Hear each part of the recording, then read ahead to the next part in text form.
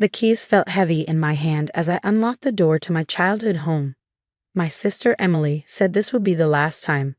I could still hear her smug laughter from earlier when she waved the legal papers in my face, papers that gave her everything. My name is Alexandra Chin, and I never thought I'd be facing homelessness, especially not because of my own sister.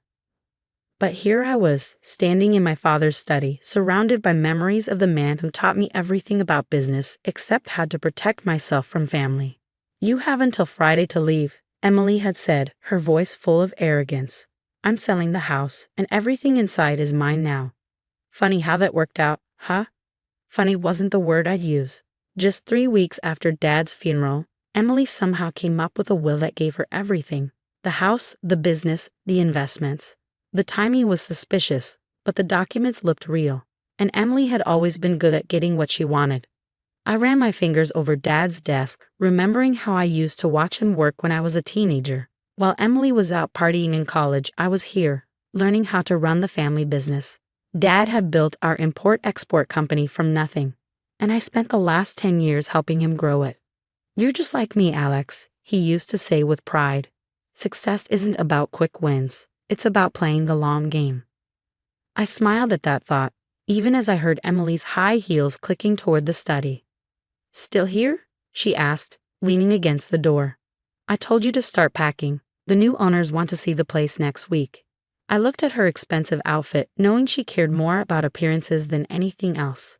But Dad taught me that true success wasn't about what you showed off. It was about what you knew. Just grabbing a few personal things, I said, picking up a framed photo of Dad and me from my college graduation. Emily hadn't come to the ceremony. She'd said she had a spa appointment. "Personal things?" Emily scoffed. "Everything in this house belongs to me now.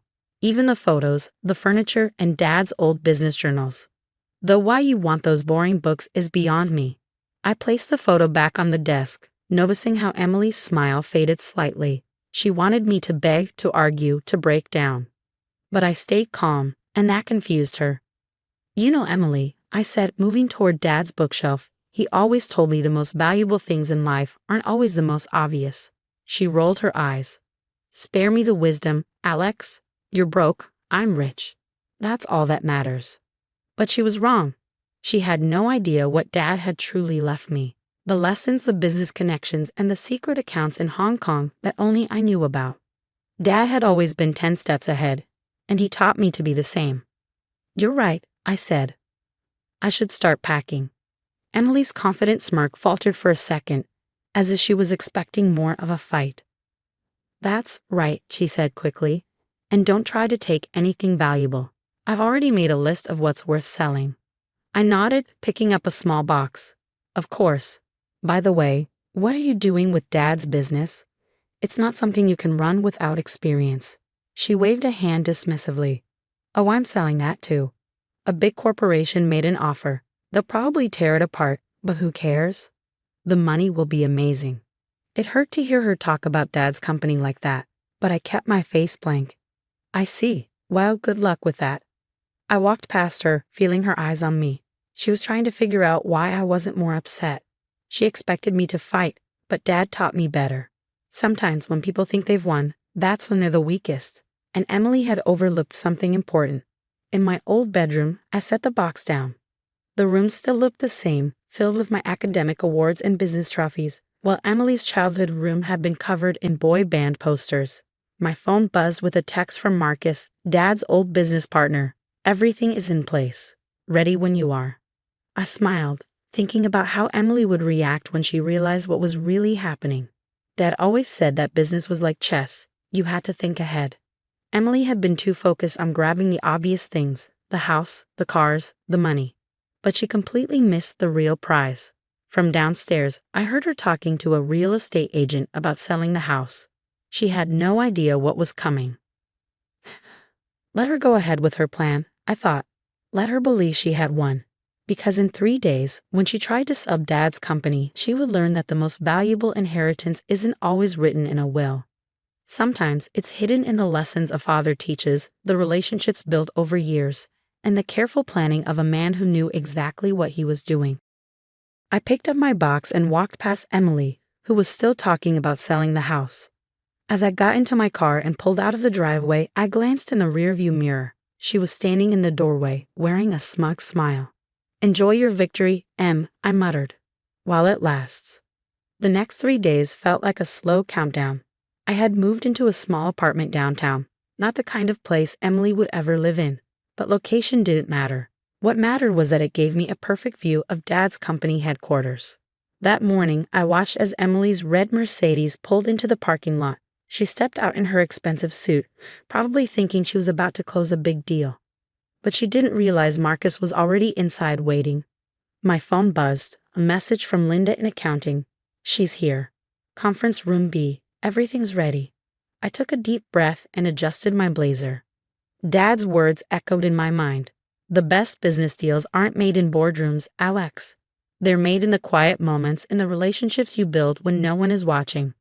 For years, I had been building those relationships. While Emily was busy showing off her fancy lifestyle, I had been learning everything about the business, getting to know the employees, studying every contract, and most importantly, earning their trust. The elevator dinged as I reached the executive floor. Through the glass walls, I could see Emily sitting in the conference room, tapping her nails on the table. She looked impatient, but she was alone. There was no sign of the corporate buyer she had been bragging about. "Miss Chen," Marcus greeted me with a knowing smile as I arrived. "Ready?"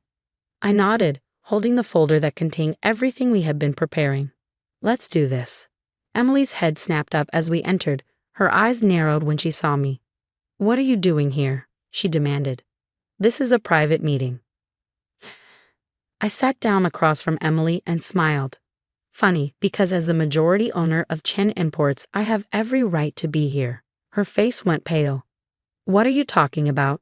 The will gave me everything, including the company. Marcus slid a document across the table. "Actually, Miss Chen, your father's will gave you his personal belongings, the house, cars, and money. But the company?" He paused, smiling slightly. "That's a different story." Emily grabbed the paper, her hands shaking as she read. I saw the exact moment she realized the truth. Her confident expression cracked, replaced by shock. This can't be right," she stammered.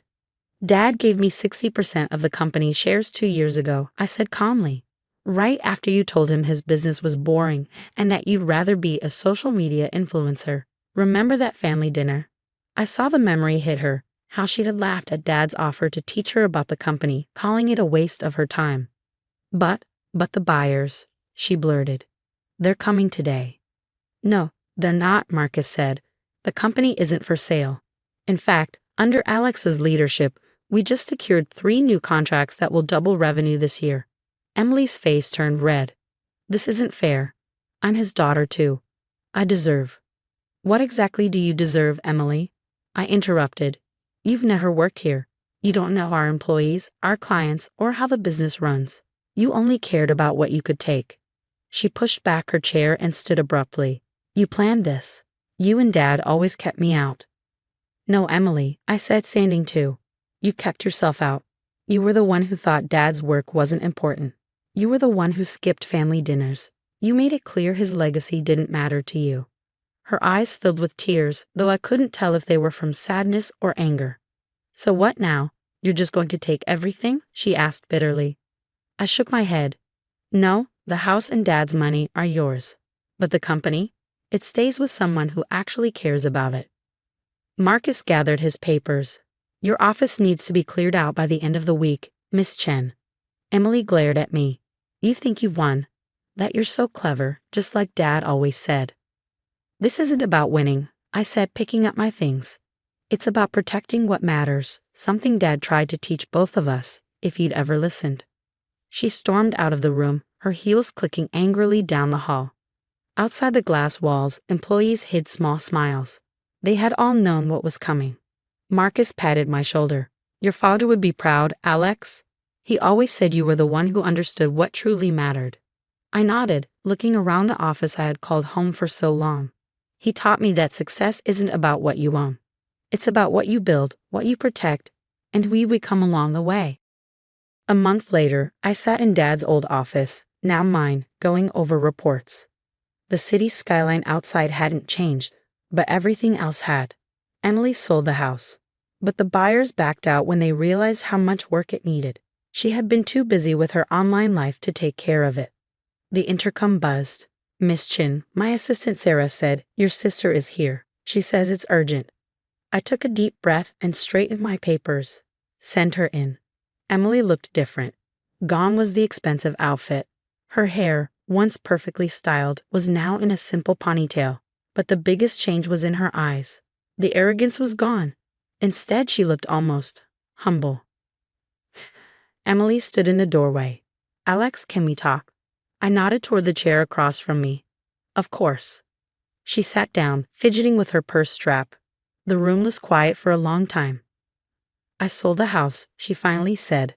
"The money, it's almost gone." She let out a small, bitter laugh. "Turns out, living rich is expensive when you don't have a job." I leaned back in my chair. "What do you want, Emily?" She hesitated. "I've been thinking about Dad, about everything he tried to teach us. I didn't understand it before, but I think I do now." I kept my voice calm. "You got exactly what you wanted, the money, the assets." She shook her head, her eyes shining with tears. "No, I got what I thought I wanted, but sitting alone in that empty house, going through Dad's things, I found his journals." My heart skipped a beat. Those journals had been Dad's most valued possessions, full of business lessons and personal thoughts. "Did you read them?" I asked. She nodded, wiping her eyes. "Every single one. He wrote about how proud he was of you, how much you understood what truly mattered, but the part that hit me the hardest was what he wrote about me." She pulled out a worn leather journal and flipped to a page. He wrote, "Emily has so much potential, if only she could see beyond the surface. Money can be earned and lost, but knowledge, wisdom, and relationships, those are the true measures of wealth." I knew that entry. Dad had written it the night Emily skipped an important client dinner to attend a celebrity party. "He never gave up on you," I said softly. "But I didn't get it," she whispered. "Not until now. And now, I have nothing. No real skills, no purpose. Just an empty bank account and a lot of regrets." I stood up and looked out the window. The city stretched before me, golden in the evening light. Dad had always told me stories about the deals made in these buildings, the lessons he had learned along the way. "You're wrong," I said finally, turning back to her. "You don't have nothing. You have the chance to learn, to grow, to finally understand what Dad was trying to teach us." Emily looked up, a spark of hope in her eyes. "What are you saying?" "I'm saying," I said, sitting back down, "that if you're serious about learning, there's a place for you here." Her eyes widened. "You'd give me a job? After everything I did?" "Not give," I corrected her. "Offer. You'll start at the bottom, like I did. No special treatment, no shortcuts. You'll have to prove yourself." "Why would you do that?" she whispered. I pulled out one of Dad's journals and flipped to the last page he wrote before he passed. Because Dad believed in second chances, he wrote, "Business is about profit, but family is about growth. The best investment you can make is in people who are ready to change." Emily stood, her hands trembling. "I won't let you down this time." "I know," I said, "because now you understand what you're working for." As we walked out of the office together, I caught our reflection in the glass. Two sisters, finally on the same path, ready to build something that truly mattered. That night, as I locked up, I glanced at Dad's old photo on the wall. "You were right," I whispered. "The long game isn't just about business. It's about giving people time to learn what truly matters." Emily was waiting by the elevator, clutching Dad's journal. As we stepped into the night air together, I realized this was the inheritance Dad had wanted all along, not just the company, but for both his daughters to understand the true value of his legacy. Because sometimes the greatest success isn't about money or power. It's about knowing what's truly worth fighting for.